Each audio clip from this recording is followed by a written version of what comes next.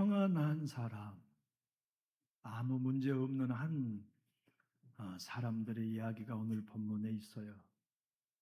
손으로 하는 일마다 잘 되고 부족함이 없고 계획한 일마다 형통한다면 얼마나 좋을까요? 여러분은 평안하십니까? 여기 오늘 본문에 등장한 나이스 사람, 시돈 사람들이 그랬어요. 그들은 평안했어요. 염려가 없었어요. 본문의 말씀 그대를 보면 부족한 것이 없어요. 어쩌면 우리는 그런 기도의 제목으로 교회에 나온지도 몰라요. 그런데 삶은 언제나 그 반대일 때가 많잖아요. 염려가 많고 부족한 것 투성이고 삶이 얽히고 설킨 문제들로 우리의 발목을 잡는 것. 그래서 때로는 왜 예수를 믿는데 내게는 이렇게 고난이 끝나지 않는가? 예수 믿고 교회 나가면 모든 일이 잘 될 거라고 기대했는데 믿지 않는 이들보다 나은 게 없는가? 도대체 내 가정과 내 환경에는 왜 이렇게 숱한 치료받뿐인가 하는 고민 아마 해보지 않는 그리스도인들은 없을 거예요. 요사이 여러분도 뉴스를 통해서 하나의 주목할 만한 재판을 보고 계실 건데 소위 세계 이혼 재판 있잖아요. 부족할 것이 뭐가 있었겠어요? SK 회장이 부족할 것이 무엇이 있었겠어요? 그 회장의 아내이며 전 대통령의 딸이 그들이 결혼할 때는 얼마나 평안했을까요? 함께 서로 사랑하며 아끼며 살아갈 때에는 정말 그들은 천국 같았고 오늘 본문의 말씀처럼 우리는 염려 없어요. 부족함이 없어요. 우리는 모든 게 다 잘 돼요. 행복하게 살다가 세상에 9년 동안 싸웠어요. 그리고 판결이 9,440억 분할해라. 그런데 여저께 여러분 뉴스 보셨을 거예요. 그 재판 과정에서 어떤 이유로 그렇게 변호사가 했는지는 모르겠어요. 노소영 씨의 변호사가 자기 어머니가 썼던 현금의 사실을 메모지를 법정 증거물로 제출한 거죠. 그 비자금이잖아요. 나태우 전 대통령이 만들어 놓은 검은 돈을 왜 거기다가 법정에서 증거자료로 냈는지 저는 이해할 수 없어요. 그래서 어제 검찰청에서 전부 다 그 집 문화재단 압수수색했잖아요. 돈을 얼마나 더 잃으냐 안 잃을 떠나 얼마나 창피한 일입니까? 돌아가신 아버지의 얼굴에 먹칠하고 9,440억이면 되잖아요. 예? 그 정도면 서로 함께 평생 같이 살았는 거 서로 용서하고 깨끗하게 헤어져도 될 법도 한데 이제 그들은 염려 다 잃어버렸어요. 돈이 있으면 다 뭐하겠습니까? 그들의 가정은 깨어졌고 그들에게는 오늘 본문의 말씀 평안함과 안전함이 다 깨어져 버리는 삶을 우리가 텔레비전을 통해서 보고 있어요. 오늘 본문에 에브라임 산지에 사는 나이스 사람들, 시돈 사람들이 어떻게 살았느냐를 7절은 이렇게 기록하고 있어요. 큰 소리로 한번 읽어봅시다. 시작. 이에 5사람이 떠나 라이스에 이르러 거기 있는 백성을 본즉 염려 없이 거주하며 시돈 사람들이 사는 것처럼 평온하며 안전하니 그 땅에는 부족한 것이 없으며 부를 누리며 시돈 사람들과 거리가 멀고 어떤 사람과도 상종하지 아니함이라. 이런 좋은 얘기 같지만 성경은 이것이 하나도 좋은 얘기가 아니라는 걸 우리에게 말씀하고 있어요. 아니 목사님 무슨 말씀입니까? 너무 좋은 얘기 아닌가요? 나 염려 없이 거주하고 싶어요. 시돈 사람들이 사는 것처럼 평온하며 안전한 집이 되기를 원해요. 부족한 것이 없으며 부를 누리는 거 목사님이 그게 안 좋은 건가요? 이유는 그겁니다. 그 평안이 위장된 평안이기 때문에 가짜 평안이기 때문에 문제를 만나고 고난을 만나면 다 떠나버릴 평안이기 때문에 성경은 그거 안 좋은 거다. 우리의 삶 속에 때로는 평안이 오고 강건함이 왔다가도 잃어버릴 때 있잖아요. 오늘 본문의 말씀처럼 어쩌면 우리는 하나님 염려 없는 가정이 되기를 원합니다 하여 기도하고 있을지도 몰라요. 주님, 내 가정에 주님 어떤 경우에도 안전하고 평온하며 부족한 것이 없고 부를 누리기를 원합니다. 그것이 곧 우리가 꿈꾸는 신앙의 목적 아닙니까? 선정은 그러나 그것이 위장된 평온임을 알고 예수 그리스도로부터 오는 평안, 다시 말하면 죽음 앞에서도 두렵지 않을 수 있는 평안이라야 참 평안이라는 걸 말씀하기 위해 오늘을 기록해 놓았어요. 여러분, 사사기는요 하나의 목적으로 기록되어 있습니다. 왕이 없이 사는 신앙인들의 모습. 하나님을 왕으로 섬기지 아니하고 자기의 소견에 옳은 대로 살아가는 신앙인들의 삶을 적나라하게 보이는 책이 사사기죠. 여러분, 우리 어떻습니까? 하나님 없이 평안하면, 하나님 없이 부유하면, 하나님 없이 넉넉하면 행복하고 잘 될 것 같죠? 성경은 오늘 그 모든 게 다 날아갈 날이 온다. 노소영 씨처럼, 최태원 씨처럼. 성경은 그래서 의도적으로 사사기 17장 6절에 그때에 이스라엘의 왕이 없었으므로 사람마다 자기 소견에 옳은 대로 행하였더라 하여 그렇게 살았던 두 사람의 신뢰, 미가라는 사람과 그의 집에 들어온 제사장을 신뢰로 든 겁니다.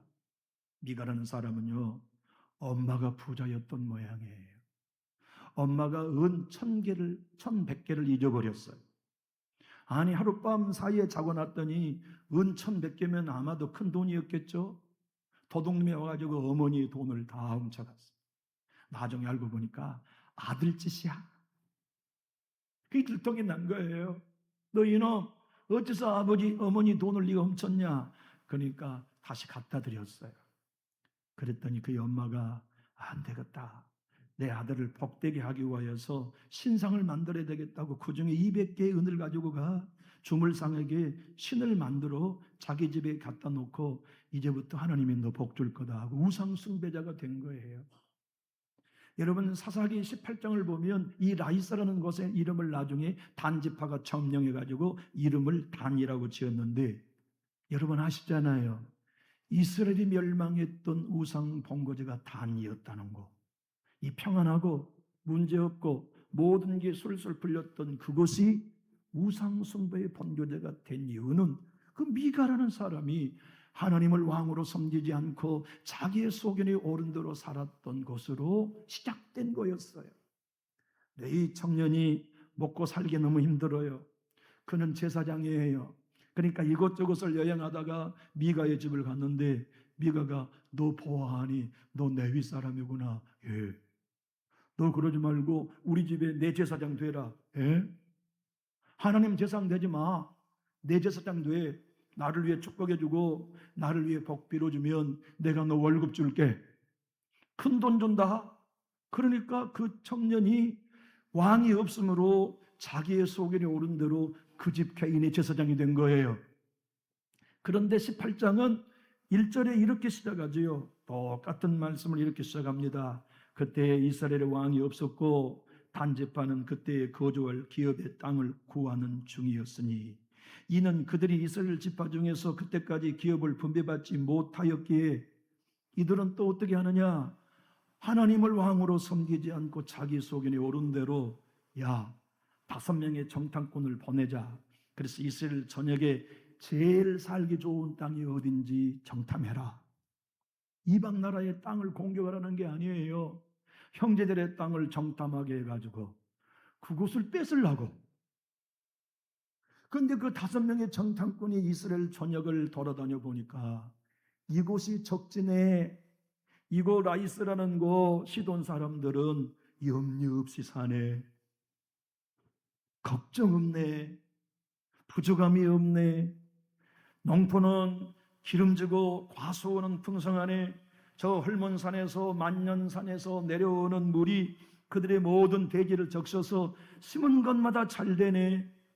그래서 이 사람들은 염려 없이 사는 것을 보니까 탐이 난 겁니다. 그리고는 5명이 자기 지파에게 가가지고 발견했습니다. 어디냐? 나 있습니다. 가자. 그래서 600명의 군대를 데리고 와가지고 그 성을 뺏어버려요. 그래서 그들이 그 성을 뺏기고 전답을 뺏기고 어떤 일이 벌어지느냐? 그동안 누렸던 평안이 다 단순간에 사라져버린 겁니다.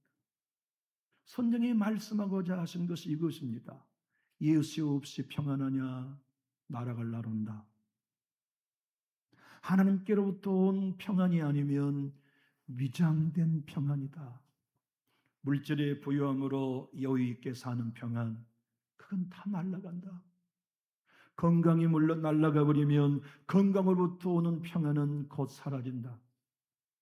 너희가 진짜 누릴 참 평안은 세상에 주는 평안, 가짜 평안 아니고 참 평안이 필요하다. 그 평안은 예수로 말미암아서만 올 수 있다는 것을 오늘 우리에게 소개해 주지요. 저는 이런 고민 많이 해보았습니다. 왜 예수 믿는 우리 집은 이렇게 가난한가? 정말 그런 회의 많이 느껴봤어요. 왜 기도하는 내 가정에는 부족한 것 투성인가? 왜 내 가정의 환경에는 문제투성인가 하는 의문 여러분 안 가져보셨나요? 그런 생각해보지 않는 사람이 어디 있겠습니까? 절에 다니는 사람도 형통하고 하나님을 멀리 떠난 사람도 잘되고 염려 없고 부족함 없고 부유하게 살아가는데 왜 내게는 이렇게 어려운 뿐인가? 사단은 바로 그때 우리를 공격하여 넘어지게 하기가 쉽지요.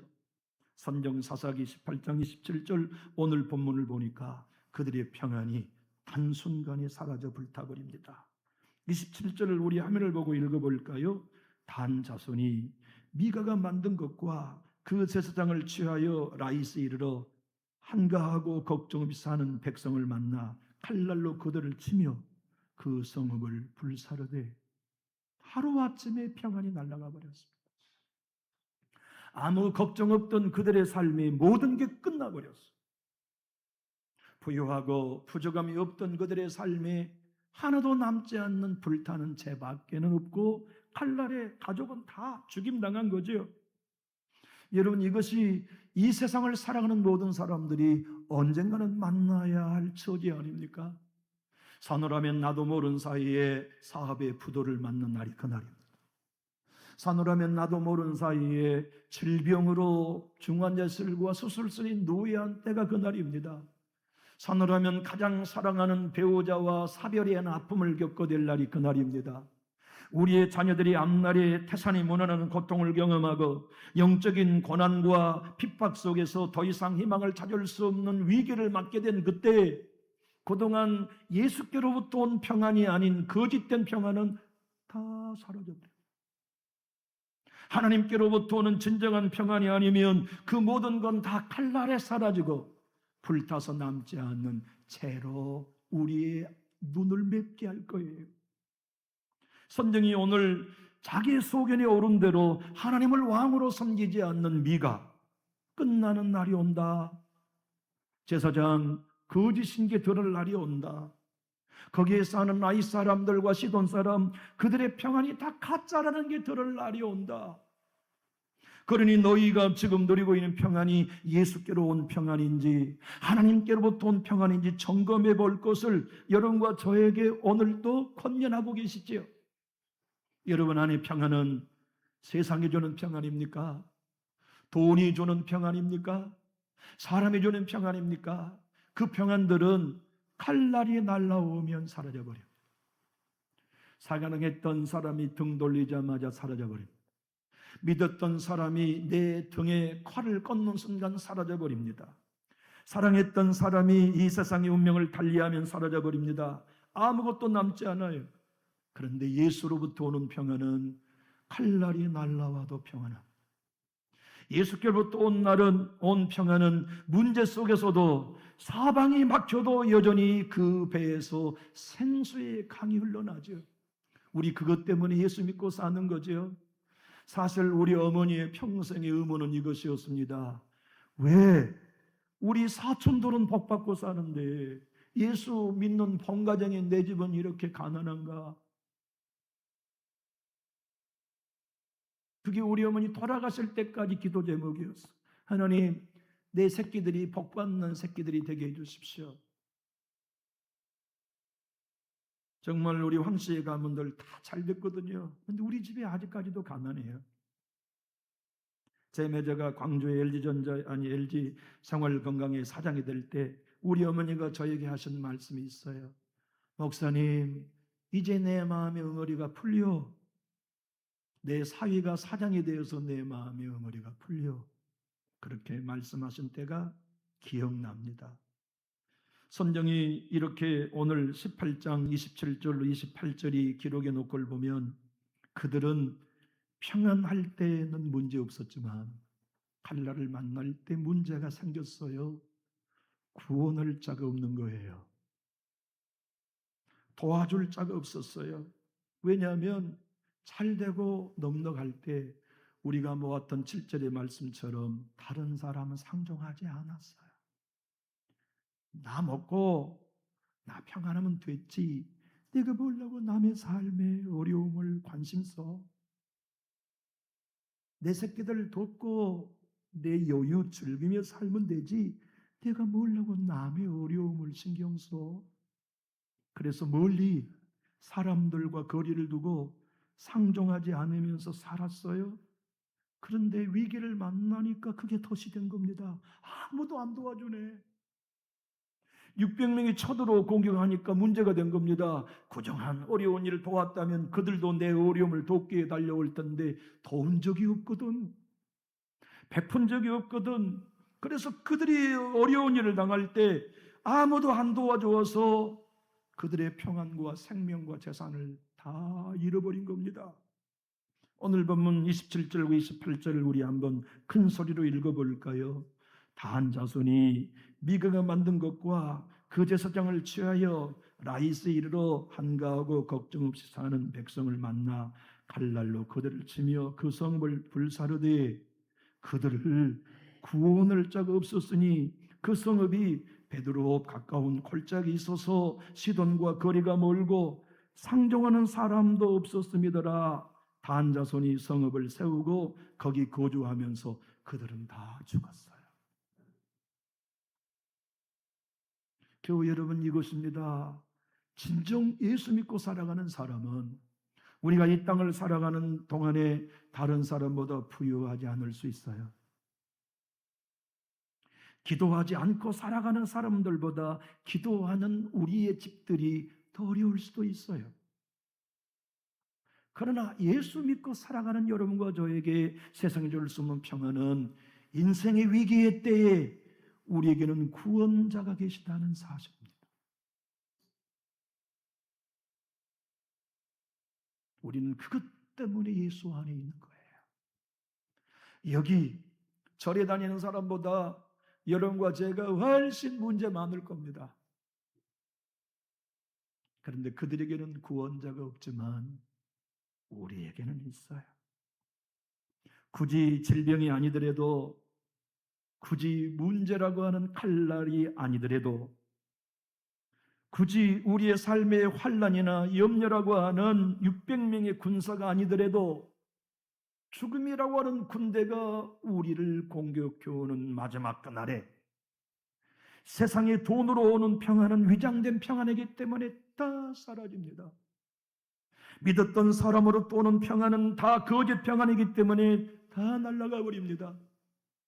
하지만 구원자로 오는 평안, 예수로 오는 평안만은 죽어도 떠나지 않고 하나님의 심판대 앞에서도 당당하게 우리를 그것을 거쳐갈 수 있게 하는 것이기 때문에 예수를 믿고 어렵지만 교회를 다니면서 문제가 많은 내 가정의 환경을 보지만 우리는 흔들림 없이 구원자 안에서 누리는 평강을 붙들고 사는 것 아닙니까? 여기 남전주교회에 나오는 성도 여러분 모두가 세상에 주는 평안이 아닌 우리의 구원자 예수님이 주는 평안으로 여러분의 심령이 든든할 수 있기를 주님의 이름으로 축복합니다. 요한복음 14장 27절 우리 주님이 이렇게 말씀하십니다. 평안이 오는 통로는 두 곳이다. 내가 주는 평안도 있고 세상이 주는 평안도 있지. 근데 세상이 주는 평안은 내가 주는 평화 같지 않다. 왜? 그 평안은 날아갈 날이 와. 라이스 사람들처럼 세상에 염려 없이 걱정 없이 살아가는 그 평안은 날아갈 날 온다. 라이스 사람과 시돈 사람들처럼. 근데 내가 주는 평안은 영원하다. 그것이 내 주님이 요한복음 14장 27절에서 이 말씀이죠. 평안을 너희에게 끼치노니 곧 나의 평안을 너희에게 주노라. 내가 너희에게 주는 것은 세상이 주는 것과 같지 아니하니라. 너희는 마음에 근심하지도 말고 두려워하지도 말라. 여러분 마음 한번 만져보세요. 여러분 안에 예수님 계시잖아요. 그분이 우리 구원자 맞잖아요. 그분이 우리 하나님 맞으잖아요. 그분이 우리 안에 오신 건 뭐 가지고 오셨습니까? 영원한 생명만 가지고 오신 거 아닙니다. 희락만 가지고 온 거 아닙니다. 평안도 가지고 오셨어요. 그 평안은 아무것도 못 뺏어요. 단지파에 600명의 군사라도 못 뺏습니다. 암이라도 못 뺏어갑니다. 실패라도 못 뺏어갑니다. 더 나아가 죽음조차도 못 뺏어갑니다. 그 구원자가 주시는 우리에게 참 평안이 있기에 예수 믿고 살아가면서 웅덩이를 만나도 우리 그 길을 가는 거 아닌가요? 주님의 교회를 섬기면서 마음 아리는 일도 경험하고 더 이상 일어설 수 없는 절망과 낙심과 상처도 경험하지만 왜 우리는 다시 일어나 용기를 얻는 겁니까? 그분이 우리에게 세상에 알 수 없이 우리만이 누릴 수 있는 평안을 주셨기 때문에 예수님 안에서 누리는 이 평안이 우리의 힘과 능력이 되기 때문에 그 평안으로 일어나는 거 아닙니까? 교우 여러분 기억하십시오. 이 땅에 아무리 부유한 삼성그룹의 회장이라도 죽으면 구원자 없이 가면 평안을 잃어버립니다. 지옥 가는데요. 설령 저나 여러분이나 우리 여전히 지금처럼 가난하다고 합시다. 유명하지 않다고 합시다. 지금처럼 우리의 삶에 수많은 지뢰가 폭발되는 한 하루도 평안하지 않은 날이 있다고 할지라도 구원자가 계시고 예수님이 그분이 우리 안에 참단 세상에 줄 수 없는 평안을 주었다면 죽어서도 우리는 담대할 수 있어요. 죽어서도 하나님의 심판대 앞에서 오롯이 설 수 있어요. 우리의 구원자가 그날에 우리의 목자 되셔서 심판대 앞에 증언 서주실 거거든요. 아버지, 인석이는 아버지의 아들입니다. 내 피를 이 아들이 입었고 내 은혜를 입었으니 아버지 나라를 상속해 주십시오. 우리 하나님은 알았다. 내 아들 인석아라고 말씀하지 아니하시고 내 아들 예수야, 내 딸 예수야라고 구원자를 믿는 우리에게는 그날 평안 주실 거예요. 이 평안 여러분 믿고 날마다 승리할 수 있기를 예수님 이름으로 축복합니다. 전쟁이 일어나면 다 불안하잖아요. 우리 이재명 대통령께서도 너무나 긴 이 정전협정을 깨고 정전하자고 제안했던 게 참 다행스럽다는 생각이 듭니다. 우리 정전해야 되잖아요. 저는 미국이 추락하는 속도가 너무 커서 놀라게 됩니다. 트럼프 대통령이 하는 모든 행적은 추락한 미국의 발악이거든요. 이제 미국은 못 일어납니다. 이제 더 이상 미국은 강국이 아닙니다. 앞으로 미국은 더 큰 혼돈이 받게 될 겁니다. 그것은 그들이 진정 예수의 평안으로 주신 복을 세상의 평화에 기여하지 아니하고 자기 이익을 쫓아 살아가는 오늘 본문의 라이 사람과 같기 때문이라고 생각하는 거예요. 남북전쟁이 한창일 때 얼마나 백성들이 두려웠겠습니까? 그런데 필라델피아에 있는 침례교회 제1침례교회에 담임 목사님이 수요일 부흥집회 강사로 조셉 필모 목사님을 모셨어요. 겨우 28살인 젊은 목사님을. 전쟁으로 가족을 잃고 자녀를 잃고 남편으로 잃고 있는 성도들에게 얼마나 위로가 필요해요. 그리고 이 전쟁이 빨리 끝나기를 바라는 마음 갖고 있는데, 이 젊은 28살의 목사님 조셉 길모 목사님이 시편 28편을 가지고 주님이 우리를 인도하십니다 하는 제목으로 설교했어요. 성도들이 너무나 은혜를 많이 받은 겁니다. 아니라 다를까, 예배를 마쳤는데 성도님들이 훅 간간히 달려와서 목사님 오늘 정말 위로해 주셔서 감사합니다. 정말 우리 주님이 우리의 목자가 되신다고 약속해 주시니 감사합니다. 성도들이 다 불안했을 때 그 은혜 받고 함께 이 조셉 길모 목사님께 감사 인사하는데, 그 중에 토마스 왓슨이라는 집사님이 목사님 나 오늘 그냥 은혜 받은 거 지날 수 없습니다. 우리 집 가십시다. 우리 집에 가셔서 우리가 식사 대접해 드릴게요. 우리 집에서 묵고 며칠 쉬었다 가십시오. 그래서 그 집에 가 식사를 대접받고 하나님의 은혜가 너무 고마워서 종이 한 장을 꺼내가지고 예수가 그늘이시니 즐겁고 평안하구나, 주에 자고 깨는 것 예수가 인도하시네라고 적어두고 잊어버렸어요. 집에 와서 아내가 사모님이 청소하다가 남편의 성경책 속에 있는 메모지 하나를 봤는데 노랫말이 너무 아름다운 거예요. 그래서 파수꾼과 반시경이라고 하는 정기 간행물의 출판사로 그 시를 보냈는데 책에 수록이 된 겁니다. 그것을 찬송가 작곡가인 윌리엄 브래드버리라고 하는 사람이 보고서 야, 이 찬양 노랫말이 너무 좋구나. 그래서 그가 곡을 붙여 세상에 탄생한 노래가 우리의 390장입니다. 예수가 그늘이시니 즐겁고 평안하구나, 주에 자고 깨는 것 예수가 그늘이시니 때때로 괴로움 당하면 때때로 기쁨 누리네, 풍파 중에 지키시고 평안히 인도하시네, 내 주의 손을 붙잡고 천국에 올라가겠네, 괴로우나 즐거우나 예수가 그늘이시네, 이 세상 이별할 때에 마귀의 권세 이기네, 천국에 가는 그 길도 예수가 그늘이시네, 주날 항상 돌보시고 날 친히 그늘이시네, 주날 항상 돌보시고 날 친히 그늘이시네. 아멘. 교우 여러분, 평안하신가요? 여러분에는 주례가 터지고 폭탄이 터져도 여전히 내 마음속에 흔들리지 않는 반석처럼 예수님이신 평안이 있으신가요? 맞아요. 예수를 우리가 믿는다면 그 평안이 있습니다. 우리가 만들어낸 거 아닙니다. 예수님이 주신 거예요. 그분이 우리의 구원자입니다. 우리에게는 구원자가 계세요. 우리는 이 땅에 살아가는 동안뿐만 아니라 죽음 너머에까지 우리에게 평안을 보장해 주시는 구원주가 계신 것 아닙니까? 내 주님이 요한복음 16장 33절에 이것을 너에게 이르는 것은 너희로 내 안에서 평안을 누리게 하려 함이라. 세상에서는 너희가 환난을 당하나 담대하라. 내가 세상을 이기었느니라. 팀 켈레는 오늘 본문을 이렇게 설명합니다. 세상의 모든 신은 다 드러날 날이 옵니다.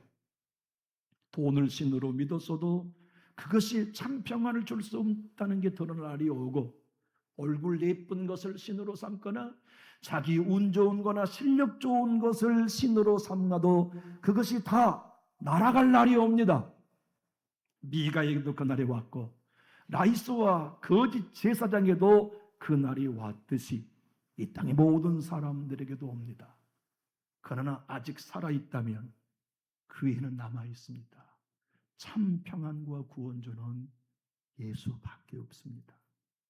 오늘 이전에 나와 남전역교회에 속해 있는 우리 모두는 마지막 그날이 오기 전에 나의 구원자 예수님 안에 내가 있는지, 그분의 십자가가 진정 나의 능력이 되고 그분의 부활이 진정 나의 울음이 되었는지를 우리를 확인하시고, 사람으로 어떤 평안 말고요, 근심 걱정 염려 없는 세상 것 말고요, 돈 말고요, 우리 주님으로부터는 평안 가지고서 오늘 또 어려워도 그 평안 갖고 승리합시다.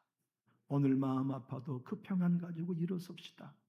그리고 우리의 삶이 예상치 않는 날에 끝날 때 구원자 목자 예수님 따라서 하나님 심판대를 넘어 하늘의 낙원을 소유하는 저와 여러분 다 되었음을 믿고 이 믿음으로 일어서서 굳건히 승리하는 우리 모두가 될 수 있기를 예수님 이름으로 축복합니다.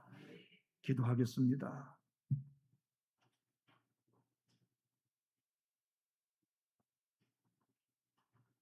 하나님, 점검합니다. 우리에게 있는 평안은 돈이 주는 것인지, 내가 이루는 성공이 주는 것인지, 잘 되는 사업이 주는 것인지, 친한 사람이 주는 것인지, 혹은 배우자와 남편이 주는, 자녀가 주는 것인지 오늘 점검하면서, 주님 아닙니다. 그 모든 평안도 귀하지만 주님께로부터는 평안을 나는 붙들 것입니다. 십자가로 주어진 평안을 소유할 것이며, 살았을 때뿐만 아니라 내 삶을 끝나 공의로운 심판대를 지나도 여전히 뺏기지 않는 평안을 예수님으로 얻습니다.